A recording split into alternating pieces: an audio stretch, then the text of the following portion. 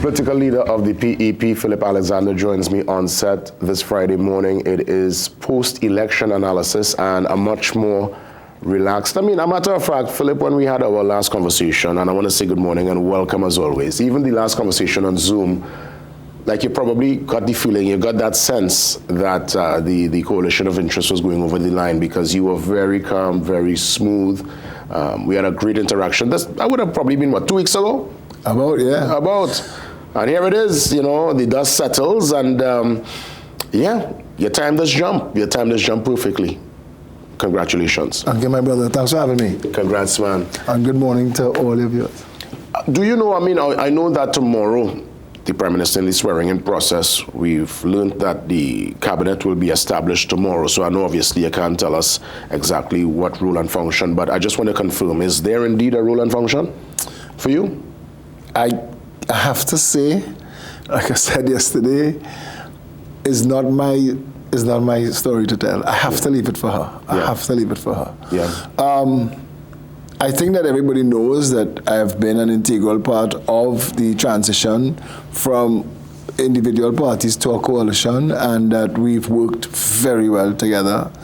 I mean, it's been an enjoyable journey. I knew last night my alarm was set for 4:30 to get up to come for this interview, but we were up there till minutes to midnight and just didn't want to leave because the camaraderie, we really developed a family there, you know, all of the unions, all of the other parties. I mean, she as a leader, what you see on that podium, that's who she is. She's just part of everybody. You have a conversation with her. You mentioned something briefly 2 weeks ago. She speaks to 1,500 people since then.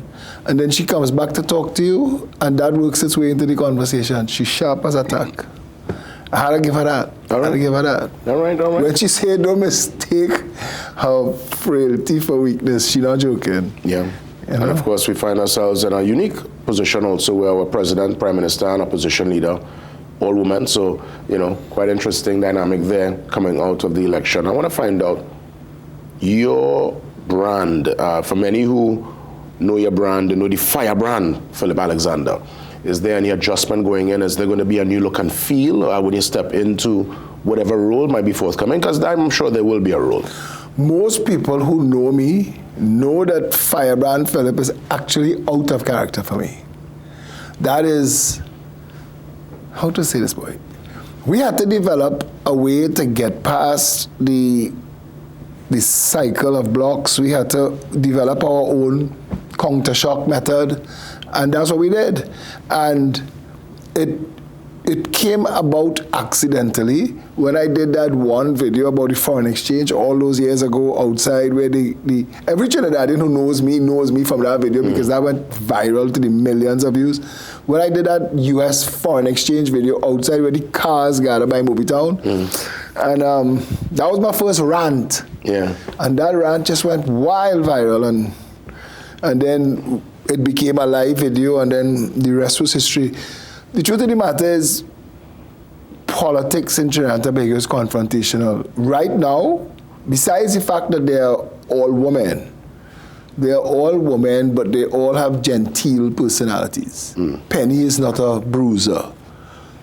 You can't compare Penelope Beckles to Camille Robinson Regis. Kamala Persad-Bissessa neither.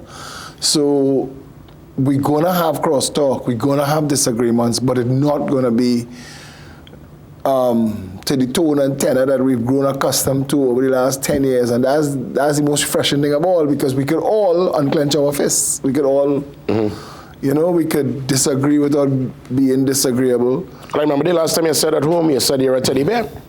On these hours Zoom 2 weeks ago, you said there is a teddy bear Phillip at home. That is pretty much who I am. I mean, there is no greater joy to me today than knowing that era of confrontational politics is now behind us. What's the next step for yourself and the party, PEP? And also, I know there was this irregularities discussion concerning Port of Spain and St. Anne's, the Port of Spain St. Anne's seat what's going to happen in that regard? Just walk me through firstly the party and the party, as we said, along the way from March 2nd, 2024 to now, we realize that both parties, the United National Congress and Progressive Empowerment Party, are reading from the same playbook. She has repositioned Kamla Persad-Bissessar, Prime Minister Kamla Persad-Bissessar, as political leader of the United National Congress. She's repositioned the UNC to a more center of a centrist party. She's more progressive. The policies are all progressive, or mostly progressive policies that are people-centered. And it leaves us with a dilemma, because we don't need two parties that are ideologically identical. So we've begun the conversation of, if it works for everybody, to merge the PEP into the UNC. The executive of our party, comfortable with that. So we're comfortable with that idea. We've not had any talks with the UNC yet. So, I mean, we could do it manually, where we dissolve the party, everybody just join the UNC. Or we could do it formally. And we've had no talks with the UNC executive as to a mechanic to do that. But for us, it's on the table. Kind of similar to what Jack Warner did with ILP. He merged it with Well, I know he disbanded the party and said he didn't want to compete anymore, and more or less he was able to just go back, home originally, because, he was, of course... Yes. And the issue of third parties, and this is something that we need to continuously discuss. Our political landscape, we don't have proportional representation. So it's difficult for third parties to prosper. But the United National Congress itself was a third party, and it has prospered. So it gives everybody hope. The ONR became the NAR, and that prospered. So it gives everybody hope. But if you are a government now, and if you listen to the signals that she's sending, the signals that she's sending is that this is an all-inclusive government. That if there is something going on in your world, in your sphere, that you think that is being ignored by the leadership of the country, bring it to her. And she will find a way, if it makes sense to the greater good of the country, to incorporate it. That makes it difficult for third parties to have a justification or to get traction. You can't just say, I have a name, I have a brand, so I will form a party. This is not... Governance is not about cult of personality. Governance is supposed to be about service.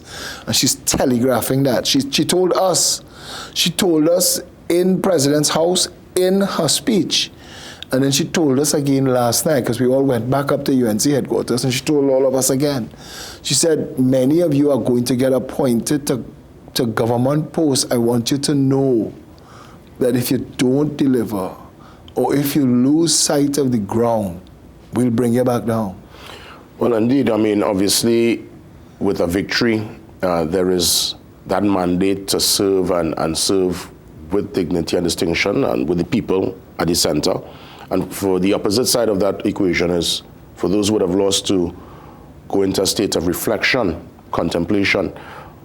At what point you thought PNM missed the mark in this election?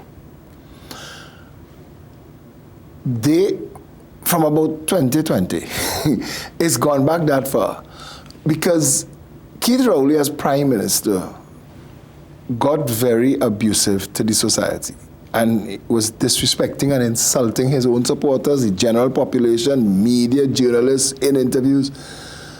So it set a harsh, combative tone for society. I was driving here and I was thinking, because as we wondering, what am I going to talk about? And I realizing, people stopping on the major road now and letting you out. I haven't heard. I follow everything. I do media monitoring for a living, and I'm not hearing bad news in Trinidad. I want to knock on wood, but I'm not hearing the slew of bad news and murder and all that. We're not hearing that anymore. Trinidad seems to be in a happier place. Trinidadian people are happy, peaceful people. We had a very bruising time under Keith Rowley. That's his style. That's what he was brought into the politics for.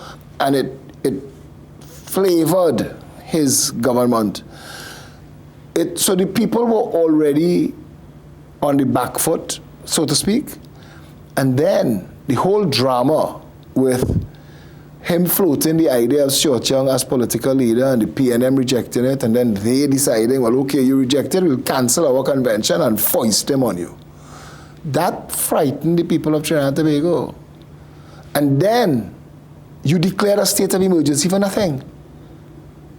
We're not talking about this, but the government violated the Constitution, declared a state of emergency, and let the country run under a state of emergency without updating and informing the population as to why, what was happening, what was the outcome, what were the benefits. That made a lot of people think, this man, these people, they are now two heads running one party. Nobody know which is fish, which is fowl. And the average person just got fed up of it. At the same time, parallelly, on a parallel track, the United National Congress began to gain traction with the people that was coming on board, with who she was entering into conversations with. Kamala's stance on some people that she said she won't deal with them. It's not personal, it's how they're dealing. She doesn't want that in her government. She doesn't want that in her life. She doesn't want that in her party. She deliberately steered us away from that. I said to people, nobody can call me on the phone and tell me, yo, pull that video. I'd like to turn that video. Kamala would. She would call me on the phone. She'd say, rethink that statement. And let me ask, because again, you know, here it is, Kamala Persad-Bissessar, she's been in the politics for a long time, a seasoned campaigner, leather skin, I would imagine. I mean, even yesterday she said that you felt the emotion during the acceptance speech, really, where you could tell that we're all human, and there were moments I'm sure she felt, you know, alone. She said she had the pictures of her parents on the wall, and, you know, you heard that particular emotion. And we know the politics could be brutal. And there were points in time when you also held no water in your mouth to criticize Ms. Bissessar. You said, obviously, ideologically, you all aligned, so you were able to change the tone. But was there ever a conversation at all about some of the utterances you had about her when you had a face-to-face? At any point, there was any kind of like, could she ask you, well, how you can say that? Tell me about that interaction. You know, that never comes up. It never comes up, okay. But you're in a room of people where there were two people for a while there who had defamation judgments against each other. But then you watch, I mean, this is the flavor of our politics. Anita Haynes, who crossed over to the PNM. Paolo Kernahan asked her, what changed? Because you spent 9 years bad talking the PNM, and in 24 hours you have PNM in a red shirt. What changed, them or you? And if nothing changed, then what was the point of your politics? So I understand his question from that perspective. From my perspective, when we decided there is only one way to stop the PNM, that was our first position, you know. We didn't decide to join with the UNC. We didn't decide to be in government. We just said we were going to, and I said it and I phrased it, I was going to use my strong voice and everything that I have to make her the next Prime Minister of Trinidad and Tobago. The purpose of that statement was to telegraph that we were going to remove the PNM, that had to happen, and to give the people the courage to stand up against what was looking like a galloping dictatorship. So it was never intended to be, she called me, she called us, her people, and she sent her people to call us. I got a phone call and said, the opposition leader would like to meet with you all. I said, we would love to meet with her. We went up there and we had our first conversation, and it was frank, cards on the table, cordial. She had a vision, where she wanted to go, where she wanted to take the country. It's so perfectly aligned. I had said, before that conversation, before they called, I had said, if Kamala Persad, I had already said that we were supporting her, but I said, if Kamala Persad-Bissessar stands up against cashless society, stands up against, publicly, stands up against property tax and the abuse by the banks, it's not that she took her cue from me. It was already on her agenda. She was already fighting those fights. And if that is our fight and that's her fight, what's the point of two different vehicles going the same direction? We all got on board, form a coalition. The rest is history. What's your vision, Phillip? Because I know you used the platform for many years to call for better. I've always said on the program, I've always said, I don't know if you look and you would go back in the archives, I've said that you bring solid points to the table. It's just sometimes the messaging and the tone and tenor needed some sandpaper. But clearly you said you're going to make your adjustments. It's a new Phillip going in.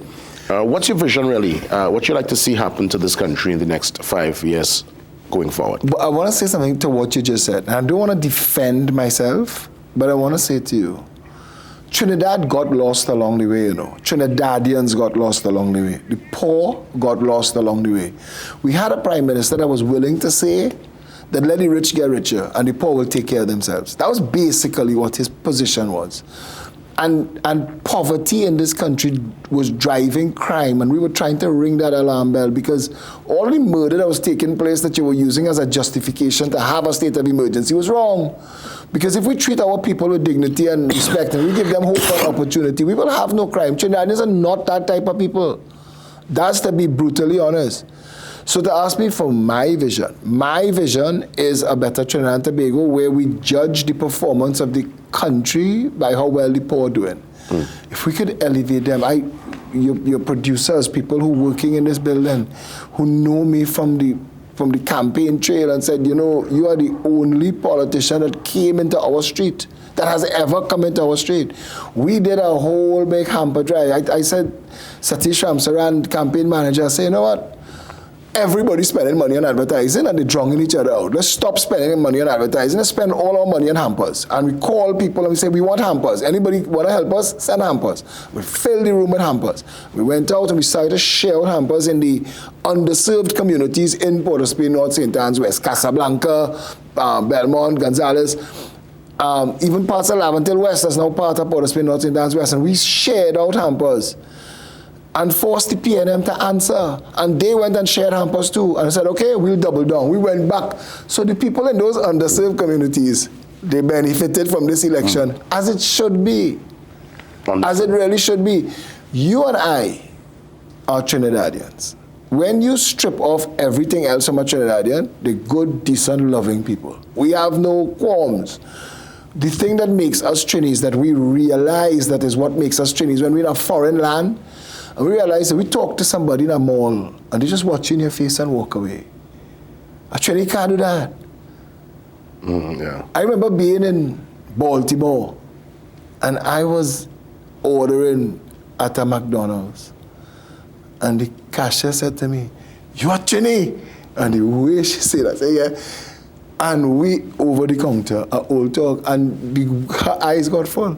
She said, "I don't get this." She said, "I don't get this here. Yeah. I don't get." People say that you're in the license office, you're in the line, all the way frustrated. The man in front of you talk to you. In 2 hours, all his best friends for life. That's Trinidad. That's what I want again for us to be.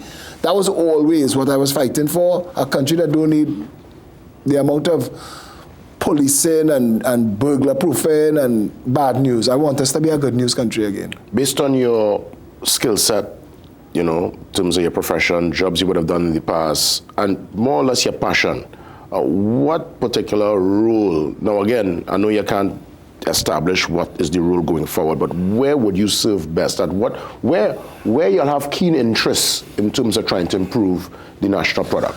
People keep asking me that, and I want to say to you, there's my natural passion is communications. I've been doing that my entire life, right. So everybody understands that. And I've done that, and I've been in that for a long time. She used it in the campaign. She was very clear how to use that skill set and how to get it to work to the benefit of the overall objective, and I was good with that. I'm known as a fix-it man. I'm a technocrat. We have policies that twin, that could solve flooding and lack of water. We've explained it in detail. The average person who knows me, who have access to Google, could find our policy and kick the wheels and realize that could solve water, that could solve flooding. Let's go that direction. Ministry of Works, Ministry of Public Utilities, healthcare, education, anywhere that you have an opportunity to fix things where the delivery of goods and services are not aligned with the needs of the population, are very good at that. Man management, time and flow, I'm good at that. So, but I said to her, and I had a meeting with her last night, I said, I have my preferences, but I know that you have your vision.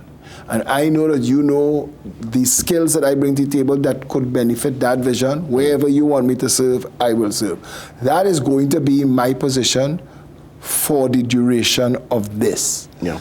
If I could help her bring about her vision about Trinidad and Tobago, which so mirrors my vision, I am so happy to know that there is a political leader and a prime minister that wants these things for Trinidad.